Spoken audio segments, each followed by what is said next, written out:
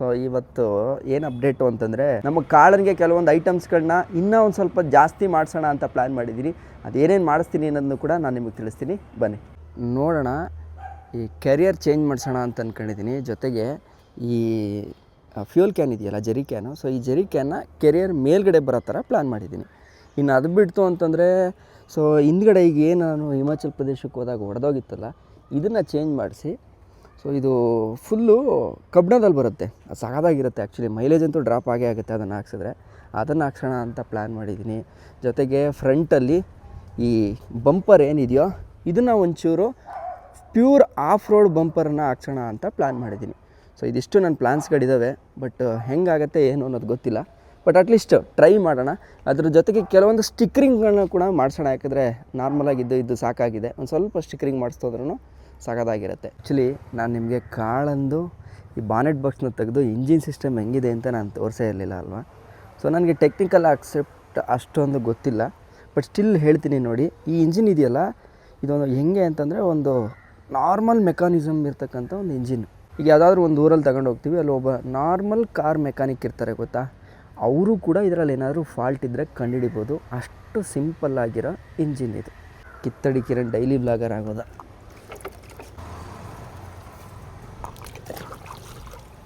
Actually modifications ಮಾಡಿಸೋದು ಏನಾಗುತ್ತೆ, ಅಯ್ಯೋ ಆ ಪಾರ್ಟಿ ಮಳೆ ಇದರಲ್ಲೇ ಹೋಗುತ್ತೆ.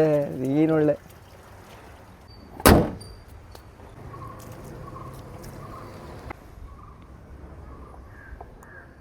ನಿಮಗೆ ಒಂದು ಡೌಟ್ ಬಂದಿರುತ್ತೆ. ನಾನೀಗ 1.5 ತಿಂಗಳ ಹಿಂದೆಯೇ ಜಿಮ್ದೆಲ್ಲ ಅಪ್ಡೇಟ್ಸ್ ಕೊಡ್ತಾ ಇದ್ದೆ, ಅದು ಮಾಡ್ತಾಯಿದ್ದೆ, ಇದು ಮಾಡ್ತಾಯಿದ್ದೆ. ಬಟ್ ಮಧ್ಯದಲ್ಲಿ ಬ್ರೇಕ್ ಆಯಿತು.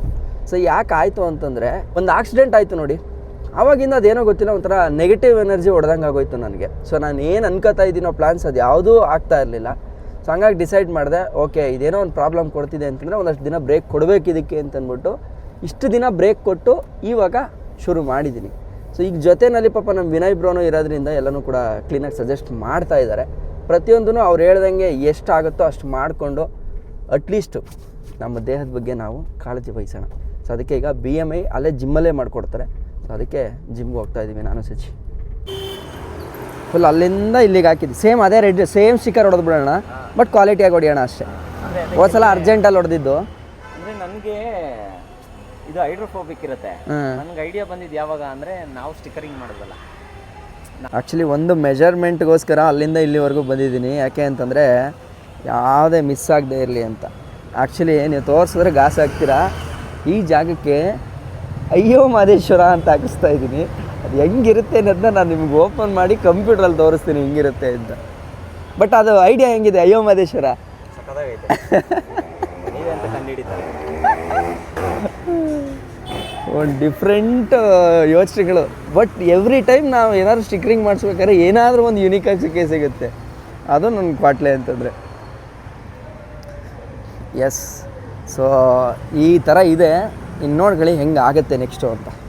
ಇಲ್ಲಿ ಮುಗೀತಾ ಇದು ಡಾಟ್ ಇದೆಯಲ್ಲ, ಆಶ್ಚರ್ಯ ಸೂಚಕ ಚಿಹ್ನೆ. ಅಯ್ಯೋ ದೊಡ್ಡದಾಗೋಯ್ತು. ಇಷ್ಟು ಒಳಗಡೆನೇ ಬರೋಂಗೆ. ಓಕೆ ಡನ್, ಸಾಕು. ಆಗ ಹೊರಗಡೆ ಅಲ್ಲಿಂದ ವೆಹಿಕಲ್ಸು ನೋಡೋಕ್ಕಾಗಬೇಕು, ಆ ಥರ ಇರಬೇಕು. ಸೊ ಈಗೇನಪ್ಪ ಅಪ್ಡೇಟು ಅಂತಂದರೆ ಇಲ್ಲಿಗೆ ನಾನು ಏನಕ್ಕೆ ಬಂದಿದ್ದೆ ಅಂತ ನಿಮಗೂ ಗೊತ್ತು. ಸೊ ಆ್ಯಸ್ ಯೂಶ್ವಲ್ ನಮ್ದು ಯಾವುದೇ ಗಾಡಿದು ಸ್ಟಿಕ್ಕರಿಂಗ್ ಮಾಡಿಸ್ಬೇಕು ಅಂತಂದ್ರೆ ಸ್ಟಿಕ್ಕರ್ ಶಾಪಿಗೆ ಬರ್ತೀನಿ. ಸೊ ಈಗ ಸ್ಟಿಕ್ಕರ್ ಶಾಪಿಗೆ ಬಂದು ಅಳತೆ ಎಲ್ಲ ಕೊಡೋಕ್ಕೋಸ್ಕರ ಬಂದಿದ್ದು. ಕಾರಣ ಇಷ್ಟೇ, ಒಂಚೂರು ಅಕ್ಯುರೇಸಿ ಮಿಸ್ ಆಗಬಾರ್ದು ಅನ್ನೋದು ಒಂದೇ ಒಂದು ಉದ್ದೇಶಕ್ಕೋಸ್ಕರ. ಈಗ ಈ ಕೆಲಸ ಮುಗೀತು. ನೆಕ್ಸ್ಟ್ ಏನಪ್ಪ ಅಂತಂದರೆ ನಮ್ಮ ಕಾಳಂಗೆ ಕೆಲವೊಂದಷ್ಟು ಮಾಡಿಫಿಕೇಷನ್ಸ್ನ ಮಾಡಿಸೋಣ ಅಂತ. ಯಾಕೆಂತಂದರೆ ಈ ಸಲ ಮಾನ್ಸೂನಲ್ಲಿ ನಾನು ಏನು ಹೋಗಿದ್ನೋ ಡ್ರೈವ್ಗೆ, ಅಲ್ಲಿ ನನಗೆ ಆಫ್ ರೋಡ್ ಕೆಪಬಿಲಿಟೀಸದು ಇದು ಈ ವೆಹಿಕಲ್ದು ಏನು ಅಂತ ಅರ್ಥ ಆಯಿತು. ಜೊತೆಗೆ ನನಗೂ ಕೂಡ ಈ ಆಫ್ ರೋಡ್ ಹುಚ್ಚು ಅನ್ನೋದು ಹಿಡ್ಕೊಂಬಿಟ್ಟಿದೆ. ಸೊ ಅದಕ್ಕೋಸ್ಕರ ಗಾಡಿನೇನಾದರೂ ಹೊಸ್ದಾಗಿ ಮಾಡಿಸೋಣ ಅಂತ ಮನಸ್ಸಲ್ಲಿ ಅನ್ಕೋತಾ ಇದ್ದಂಗೆ ಪ್ರಾಡ್ ಅಂತ ನೀವು ಕೇಳಿರ್ಬೋದು. ಪ್ರಾಡ್ PRAD 4x4 ಅಂತ ಅವ್ರ ಕಡೆಯಿಂದ ಒಂದು ಕೊಲಾಬ್ರೇಷನ್ ರಿಕ್ವೆಸ್ಟ್ ಬಂತು. ಸೊ ದಟ್ ಯಾಕೆ ಇದನ್ನು ಮಾಡಿಸ್ಕೊಬಾರ್ದು ಅಂತ ಅನ್ನಿಸ್ತು. ಬಟ್ ಅದಕ್ಕಿಂತ ಮುಂಚೆ ಏನೇನು ಆಗುತ್ತೆ ಆ ಕೊಲಾಬ್ರೇಷನ್ ಮಾಡೋಕ್ಕಿಂತ ಮುಂಚೆ ಒಂದು ಮೀಟಿಂಗನ್ನು ಮಾಡ್ಕೋತಾ ಇದ್ದೀವಿ ಇವಾಗ. ಸೊ ನಾವೇನು ಮಾಡ್ಬೋದು ಮತ್ತು ಪ್ರಾಡಕ್ಟ್ ಹೆಂಗಿದೆ ಅಂತ ನಾನು ಕಣ್ಣಾರ ನೋಡಬೇಕು. ಸೊ ಅದಕ್ಕೋಸ್ಕರ ಅವ್ರದ್ದು ಇಲ್ಲೇ ಒಂದು ಮೇಯ್ನ್ ಬ್ರ್ಯಾಂಚ್ ಇದೆ ಪೀಣ್ಯದ ಹತ್ರ. ಸೊ ಆ ಆಫೀಸ್ ಹತ್ರ ಹೋಗ್ತಾ ಇದ್ದೀನಿ.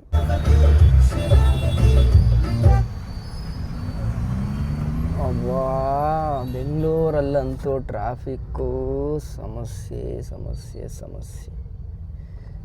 ಈಗ ಜನ ಆ ಕಡೆಗೂ ಹೋಗಲ್ಲ ಈ ಕಡೆಗೂ ಹೋಗಲ್ಲ. ಅಲ್ಲಿ ನೋಡಿ ಕಾರೊಂದು ಮಧ್ಯದಲ್ಲಿ ಬಂದು ನಿಂತ್ಕೊಂಡ್ಬಿಟ್ಟೈತಿ. ಅದು ಹೆಂಗೆ ತಗೊಂಡೋಗಿ ಅಲ್ಲಿ ನಿಲ್ಲಿಸಿದ್ರು ಅಂತ ದೇವ್ರಿಗೇ ಗೊತ್ತು. ನೋಡಿ ಇಲ್ಲಿ ಹಿಂಗೆ ಬಂದರೆ ಯಾವ ಕಡೆಗೆ ಹೋಗೋಣ ಯಾವ ಕಡೆಗೆ ಬಿಡೋಣ ನಿಂತ್ಕಡೆ ಎಲ್ಲರೂ ಅಂತ.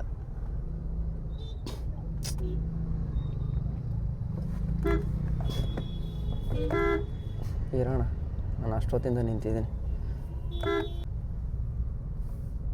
ಕಷ್ಟ.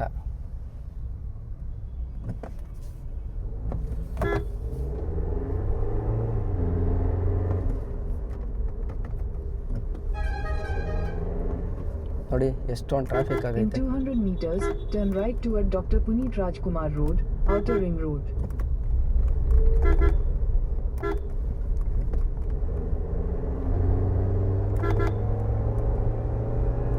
Turn right toward Dr. Puneet Rajkumar Road. ನನಗನ್ಸೋ ಪ್ರಕಾರ ಈ ಡೆಕೆಡ್ಸಲ್ಲಿ ಆಗಲ್ಲ. ಅಂದರೆ ಇನ್ನೊಂದು 10 ವರ್ಷದವರೆಗೂ ಇದೇ ಪರಿಸ್ಥಿತಿ.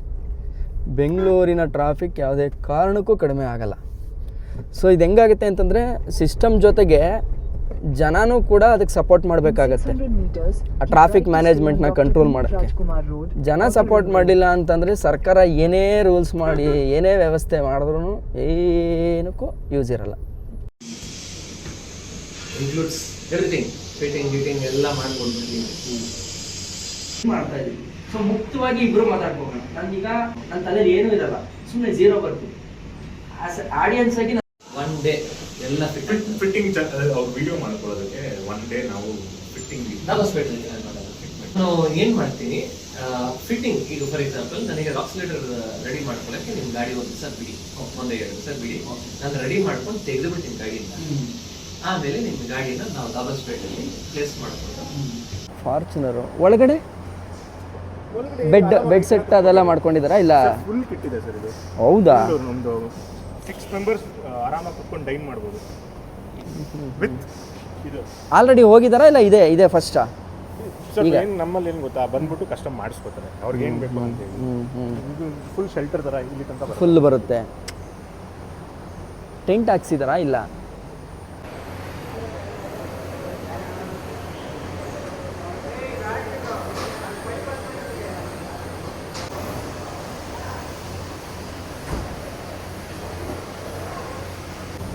ಸ್ಪೇಸರ್ಸ್ ಅಲ್ಲ? ಹೌದು.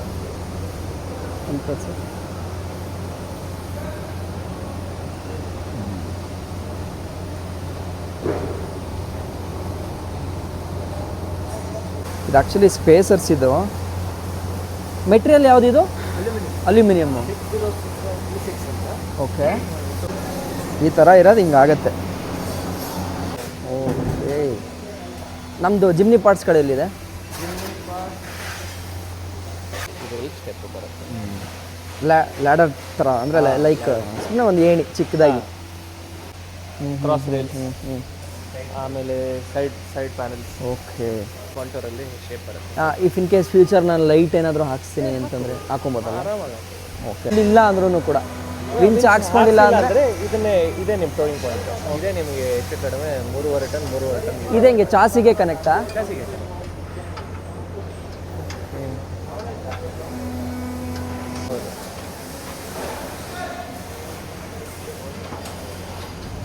ಅವ್ರಿಗೇನಂದರೆ ಹೋಗಿದ್ದ ಕಡೆಲ್ಲ ಊಟ ಮಾಡೋಕೆ ಇಷ್ಟ ಇಲ್ಲ. ಸೊ ಅವರೇ ಗಾಡಿಯಲ್ಲಿ ಜನ ಬರ್ತಾರೆ, ಹಿಂದೆ ಈ ಗಾಡಿ ಸುಮ್ಮನೆ ಹಿಂದೆ ಓಡಾಡ್ತಾ ಇರುತ್ತೆ. ವಿಚಾರ ಏನು ಅಂತಂದರೆ ನಮ್ಮ ಕಾಳನನ್ನು ಇನ್ನೂ ಒಂದು ಸ್ವಲ್ಪ ಚೆನ್ನಾಗಿ ಮಾಡಿಸೋಣ ಅಂತ. ಗಾಡಿ ಇನ್ನೂ ಒಂದು ಸ್ವಲ್ಪ ಚೆನ್ನಾಗಿ ಕಾಣಿಸ್ತು ಅಂತಂದರೆ ಎಷ್ಟು ಬೆಟರ್ ಅಂತ ಹೇಳಿ ಆಮೇಲೆ ಯೋಚನೆ ಮಾಡಿ, ಓಕೆ ಸ್ಟಿಕ್ಕರಿಂಗ್ ಒಂದು ಬೇಕು, ಯುನಿಕ್ಕಾಗಿರಬೇಕು. ನನಗೇನು ಅಂತಂದರೆ ನಾನು ತಗೊಳ್ಳೋಂಥ ಗಾಡಿ ಅಥವಾ ನಾನು ಯೂಸ್ ಮಾಡೋಂಥ ಗಾಡಿ ಕರ್ನಾಟಕದಲ್ಲೇ ಒಂಥರ ಡಿಫ್ರೆಂಟಾಗಿರಬೇಕು ಅನ್ನೋದು ನನ್ನ ಭಾವನೆ. ಜೊತೆಗೆ ನೋಡ್ತಾ ಇದ್ದಾಗೇ ಹೇಳಬೇಕು ಇದು ಕಿತ್ತಡಿ ಕಿರಣ್ ಗಾಡಿ ಅಂತ. ಸೊ ಇದು ನನಗೆ ಒಂದು ಆಸೆ. ಸೊ ಆ ಲೆಕ್ಕದಲ್ಲಿ ಹೇಳೋದಾದರೆ ಇವಾಗ ಸ್ಟಿಕ್ಕರಿಂಗ್ ಕೆಲಸನ ಅಪ್ಡೇಟ್ ಕೊಟ್ಟು ಬಂದಿದ್ದೀನಿ, ಅಂದರೆ ಅಳತೆ ಎಲ್ಲ ಕೊಟ್ಟು ಬಂದಿದ್ದೀನಿ. ಅದ್ರ ಪಡ್ಗೋದಾಗುತ್ತೆ. ಮೇ ಬಿ ಇನ್ನೊಂದು 2 ದಿನದ ಒಳಗಡೆ ಆ ಕೆಲಸ ಬರುತ್ತೆ. ಸೊ ಅದಲ್ಲದೆ ಈಗ ನಾನು ಪ್ರಾಡ್ ಅಂತ ಏನು ಹೇಳಿದ್ನೋ, PRAD, ಪ್ರಾಡ್ 4x4 ಅಂತಂದ್ಬಿಟ್ಟು, ಸೊ ಈ ಕಂಪ್ನಿ ಜೊತೆ ನಾನೀಗ ಮಾತಾಡ್ಕೊಂಡು ಬಂದಾಗ ಸೊ ಒಂದು 7 ಐಟಮ್ಸನ್ನು ನನ್ನ ಗಾಡಿಗೆ ಹಾಕಿಸ್ಬೋದು ಅಂತ ಅನ್ನಿಸ್ತು. ಅಂತಂದರೆ ಯಾವ್ಯಾವುದು ಗೊತ್ತಾ? ವಿಂಚ್ ಕಂಪ್ಯಾಟಬಲ್ XPD ಬಂಪರ್ ಅಂತ, ಮತ್ತು ರೇರ್ ರೆಗ್ಯುಲರ್ ಬಂಪರ್, ಹಿಂದ್ಗಡೆಗೆ ಬಂಪರ್ ಬರುತ್ತೆ.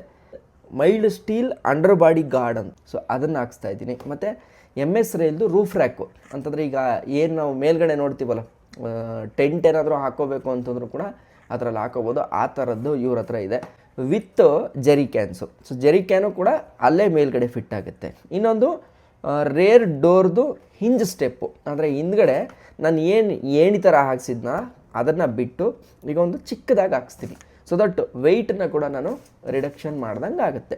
ಮೂರನೇದೇನು ಅಂತಂದರೆ ವಿಂಡ್ಶೀಲ್ಡ್ದು ಕ್ಯಾಪ್ಸ್ಗಳು ಹಾಕ್ಸ್ತಾ ಇದ್ದೀನಿ, ಕ್ಲಾಂಪ್ಸ್ಗಳು ಮತ್ತು ರಾಕ್ ಸ್ಲೈಡರ್ಸು. ಇಷ್ಟು ಐಟಮ್ಸು ಟೋಟಲ್ ಒಂದು 7 ಐಟಮ್ ಆಗಿದೆ. ಈ 7 ಐಟಮ್ನ ನಮ್ಮ ಕಾಳನ್ಗೆ ಫಿಟ್ ಮಾಡಿಸಿದ್ಮೇಲೆ ಹೆಂಗಾಗತ್ತೆ ಅನ್ನೋದು ನಿಮಗೆ ಗೊತ್ತಾಗುತ್ತೆ. ಜೊತೆಗೆ ನಾನು ಯಾಕೆ ಈ ಒಂದು ಡಿಸ್ಕಷನ್ನು ಕೂಡ ಹಾಕ್ತೀನಿ ಅಂತಂದರೆ, ಸೊ ವಿಡಿಯೋ ನೋಡ್ತಾ ಇರೋರಿಗೆ ಒಂದು ಜನರಲ್ ನಾಲೆಜ್ ಬರಬೇಕು. ನಾವು ಈಗ ನೋಡಿ, ನನಗೆ ಅವ್ರು ಯಾರು ಅಂತಲೇ ಪರಿಚಯ ಇರಲಿಲ್ಲ, ಬಟ್ ಅಲ್ಲಿ ಹೋದ ಮೇಲೆ ಒಂದು ಒಳ್ಳೆಯ ಬಾಂಧವ್ಯ ಬೆಳೀತು. ಸೊ ಈಗ ನಾಳೆ ನಾಡಿದ್ದು ಮತ್ತೆ ಅಲ್ಲಿಗೆ ಹೋಗ್ತೀನಿ, ಶೂಟೆಲ್ಲ ಮಾಡ್ತೀನಿ, ಮತ್ತು ಈ ಕೆಲಸಗಳೆಲ್ಲ ಶುರು ಆಗುತ್ತೆ. ವಿಡಿಯೋ ನೋಡ್ತಾ ಇರೋರಿಗೆ ಅದು ಕೂಡ ಒಂದು ಐಡಿಯಾ ಬರಲಿ ಅನ್ನೋದಕ್ಕೋಸ್ಕರ ನಾನು ಈ ಥರ ಪೋಸ್ಟ್ ಮಾಡ್ತಾ ಇದ್ದೀನಿ. ಸೊ ನಾಳೆ ನಾಡಿದ್ದಂಗೆ ಕೆಲಸ ಶುರು ಆಗುತ್ತೆ, ಕಂಪ್ಲೀಟ್ ಡೀಟೇಲ್ಸ್ ಕೊಡ್ತೀನಿ. ನಿಮ್ಮ ಹತ್ರ ಏನಾದರೂ ಆಫ್ ರೋಡ್ ವೆಹಿಕಲ್ಸ್ ಇದ್ದು ಅದರಲ್ಲಿ ಈ ಥರದ ಅಸೆಸರೀಸ್ನ ಹಾಕ್ಸ್ಕೋಬೇಕು ಅಂತ ಏನಾದರೂ ಹುಡುಕ್ತಾ ಇತ್ತು ಅಂತಂದರೆ ನೆಕ್ಸ್ಟ್ ಬರೋಂಥ ಎಪಿಸೋಡ್ಸ್ಗಳನ್ನ ನೋಡಿ, ಅದರಲ್ಲಿ ನಿಮಗೆ ಈ ಐಟಮ್ಸ್ಗಳು ಯೂಸ್ ಆಗುತ್ತೆ ಅನ್ನೋದಾದರೆ ಖಂಡಿತ ನಾನು ಪರ್ಚೇಸ್ ಮಾಡೋದು ಹೆಂಗೆ ಏನು ಅನ್ನೋದನ್ನೆಲ್ಲ ಕೂಡ ಕಂಪ್ಲೀಟಾಗಿ ತಿಳಿಸ್ಕೊಡ್ತೀನಿ. ಅಷ್ಟೇ ಹೇಳ್ತಾ ನಾನು ನಿಮ್ಮ ಕಿತ್ತಡಿಕೆ ಜೈ ಹಿಂದ್, ಜೈ ಕರ್ನಾಟಕ. ಮತ್ತೆ